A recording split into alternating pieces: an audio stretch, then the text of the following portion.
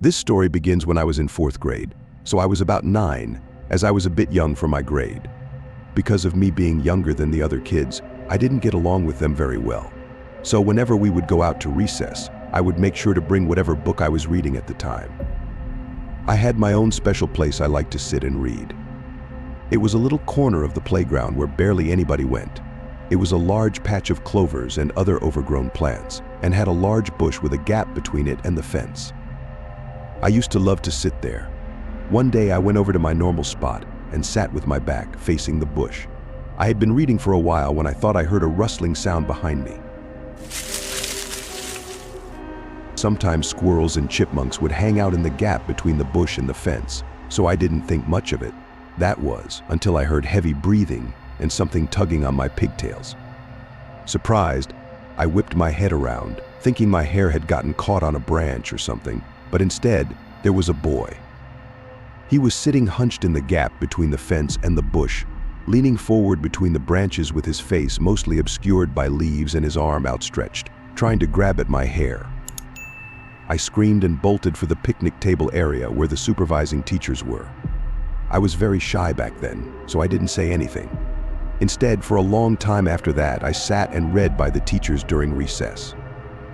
About 3/4 of the way through the school year, I made a friend who we'll call Matt. Matt was also a bit of an outcast, and when we got assigned to be in a reading group together, we became best friends. He was nice enough, but even my 9-year-old self could tell there was something off about him. He was way too clingy, barely ever leaving my side, and constantly coming up with excuses to touch me. I, of course, didn't have any other friends then, so I ignored it. However, one day he told me that he liked me. I had no idea how to react to this and just said nothing. He apparently took my silence as a yes because he called my home phone later that night. My mom handed me the phone, saying that a friend was asking to talk to me.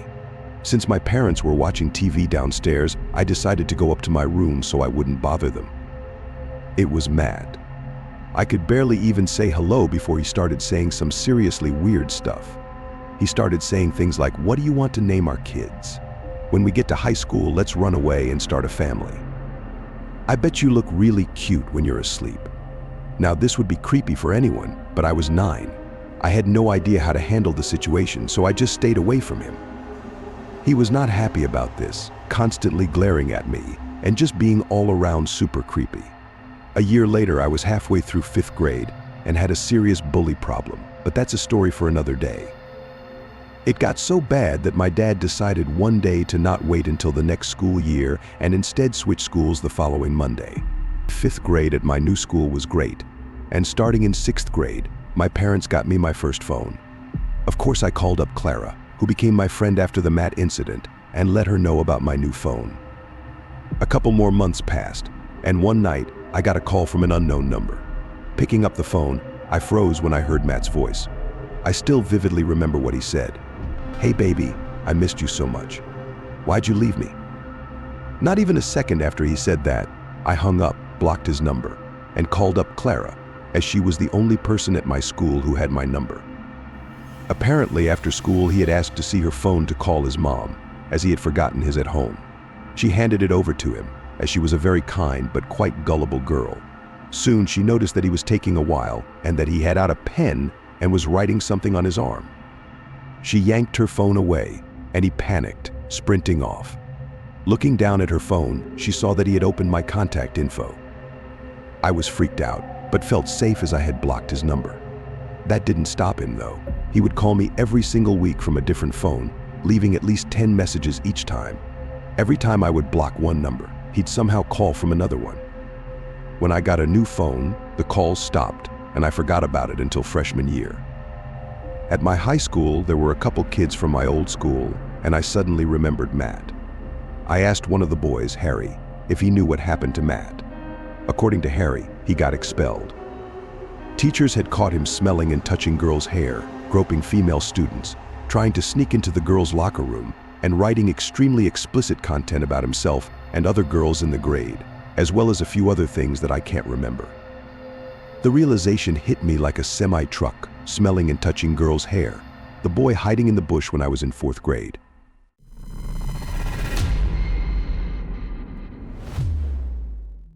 I had this friend who was really into the occult.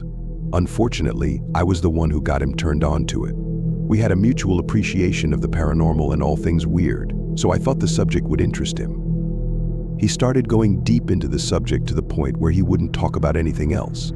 He would actually interrupt a conversation and force the subject back to occult matters. Rude, but sometimes people go through phases where their interest is all they want to talk about. It was a mostly forgivable offense. I think I should mention that this particular friend didn't have a very large friend circle. His depression and introverted nature kept him inside a lot. He didn't have the best luck in relationships with women. His world was kind of small, and I did enjoy hanging out with him, so I did my best to be a good friend.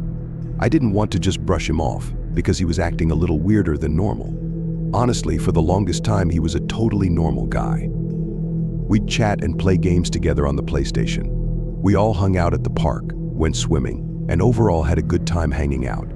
Things started to go downhill when he started to smoke DMT. Personally, I think psychedelics are amazing tools that can offer insight into your life, but should be treated with respect. My friend got to the point where he was making it himself, and he was smoking it daily, multiple times a day. For those of you who aren't familiar with the substance, when you smoke it, you get transported to a different world, an entirely new plane of existence. Your body and yourself don't exist anymore. You're exploring this alternate reality dreamscape. Imagine what that does to a person when they're smoking it 30+ times in a day. He started telling me things like he was the reincarnated Osiris. He said he was seeing Egyptian hieroglyphs all over the place in waking life. Apparently, he had hour-long conversations with entities in his bedroom, even when he wasn't smoking DMT. Of course, I was very alarmed to hear all this, and I told him he needed to take a serious break. No drugs at all for a few months, so he can find solid footing in reality again. At this point, I was still hanging out with him because he obviously needed some help. And like I said before, he didn't have a lot of friends that could give him that. He was also the black sheep of the family, so I knew he wasn't getting any kind of support from them. He was really close to his sister, and I did reach out to her on Facebook to express my concerns. I pushed her to talk to him into getting some psychiatric help because he was slipping past the point of no return. I'm not really sure if she took my messages seriously since we didn't really know each other. Plus, she is at least 6 years younger than us and probably didn't grasp how serious this situation was becoming. In any case, I'll jump forward now to the part where things started to get really creepy. My boyfriend and I made arrangements to hang out with our friend at the park. I didn't really want to go because I felt like I needed a break from him and nonsensical ranting. I just couldn't deal with it on that particular day. My boyfriend said he wasn't all that bad, and we went anyway. We went to the park, and he was his usual self, ranting about Egypt and made up gods that only he knew the truth about, and so on. He also had this large hunting knife that kept fiddling with the whole time we were on the walk. He told us that he had been using it in ceremonial magic and that it helped to banish negative thoughts. It made me extremely uneasy. He would do this thing where he would take the knife and make stabbing motions near his heart or head, like he was mock stabbing himself, all while holding a conversation with me or my boyfriend. I think we were both really on edge and didn't know what to say or do about it. I tried to distract him from doing it by bringing up other subjects that might interest him, but he kept on with his ritual. Keep in mind, we were on a trail, so it wasn't like we could just say goodbye then and there. We had to walk back to our car and drop him off at his car. My boyfriend had the bright idea that we should get some lunch after our walk, even though I was doing my best to give him a look that said, "No, why do you think I want to spend any more time with this nut?" But it must not have been very effective, or my boyfriend was ignoring it, not sure. Either way, we ended up getting in the car to go get lunch. In the car I was driving, my boyfriend was in the passenger seat, and our friend was in the back. As we were heading through a busy part of town where all the shopping and restaurants were, I heard the distinctive sound of a bell buckle coming undone. Then I heard the worst sound imaginable. I peeked out of the corner of my eye, and my suspicions were confirmed. He was watching adult videos on his phone, all while doing something highly inappropriate, as I'm sure you can all guess. Instantly, I felt sick to my stomach, and all the nervous energy I had throughout the day popped up into my head. I was trying not to shake and trying to ignore it and drive through heavy traffic. I kind of had a freeze response, I guess. The whole time I kept thinking about that huge pocket knife he had in his pocket. and obviously he was completely off his rocker now. I was afraid to say anything or confront him because I didn't know how he was going to react. This part is nuts, but my boyfriend didn't seem to notice, and the time he kept rambling on about God knows what. I couldn't listen because my thoughts were 100% focused on driving and trying to act like I didn't know what was going on in the back seat. We got to the restaurant, and my boyfriend ran inside to grab the food. I was left alone in the car with our friend, and I tried to act like I was browsing on my phone when I was really watching and listening as hard as I could. We didn't talk. My boyfriend got back, and I complained that I was tired, saying that it's been a long day and we should drop him off. So I drove us back to our friend's car, and he didn't get out of our vehicle. He just sat there.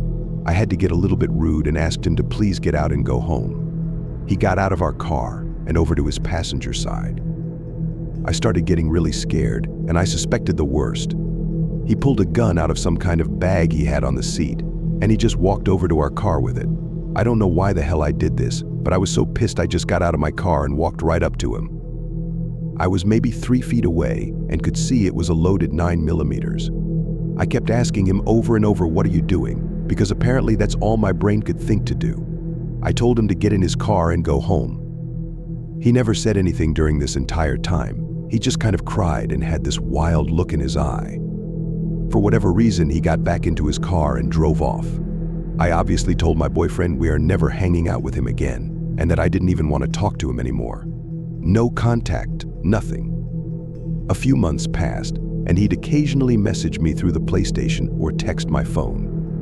He said a lot of random stuff, and I just ignored it. It turns out he moved down to Tennessee, near Nashville.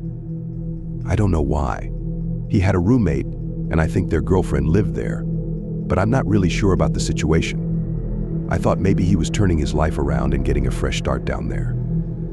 I thought it was best to cut all contact and let him regroup. I was not interested in any kind of friendship with him, and I know he needed help beyond what I could offer.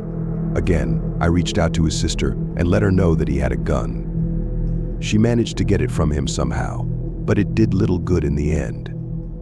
I got a call around 11 p.m. one night that woke me up. It was a man claiming to be a detective down in Gallatin, Tennessee, and my heart skipped a beat. I started sweating and immediately asked what happened. Apparently, my former friend stabbed someone to death on Halloween Day. I don't know all the details, and the articles about it are kind of sparse. The whole thing is really surreal, and I'm just left feeling like I'm lucky that I didn't get shot last summer.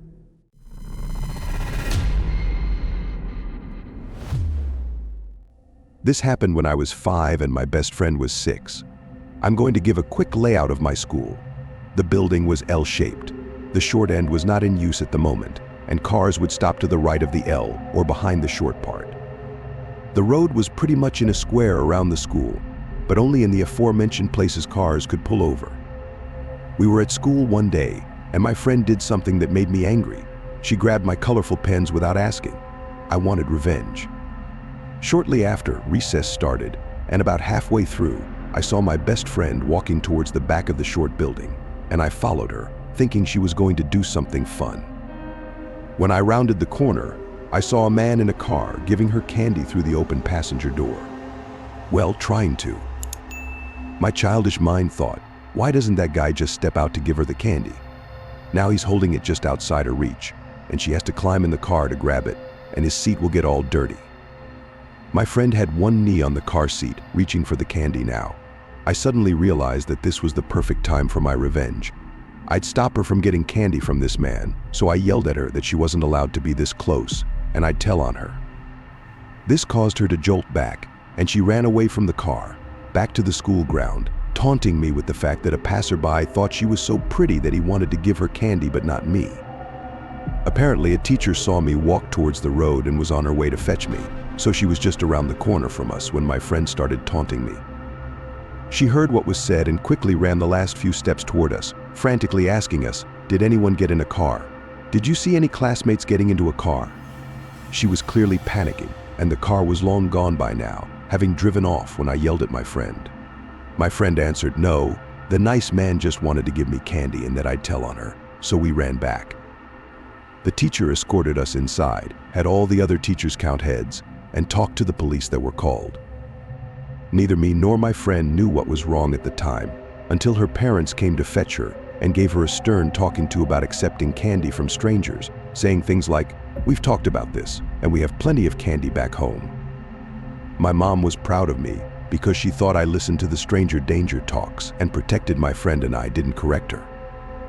A few years ago, my best friend and I were talking about our old school, and this day came up. We both just realized that if I hadn't been so obsessed with those pens, or if she had asked before taking them, that she could have been kidnapped and suffered a pretty bad fate. She couldn't believe how stupid she was for thinking that a random guy would really offer candy to kids from his car, especially since her parents had warned her about strangers before. I felt embarrassed for not recognizing the situation from the talks my parents gave me and being so focused on getting revenge. It took me a while longer to fully realize what could have happened to her. I don't know if the guy was ever arrested or did anything else, and after this incident, my school started permanently posting a teacher as a lookout near the road. As far as I know, there were no more incidents at that school, and it was never really spoken of again. The official reason for the lookout teacher was to prevent students from running out onto the road and getting run over. When I drove past last year, they had put a fence all around the school. I'm guessing it's because they finally realized a fence is cheaper than paying a teacher an hour a day to just stand around.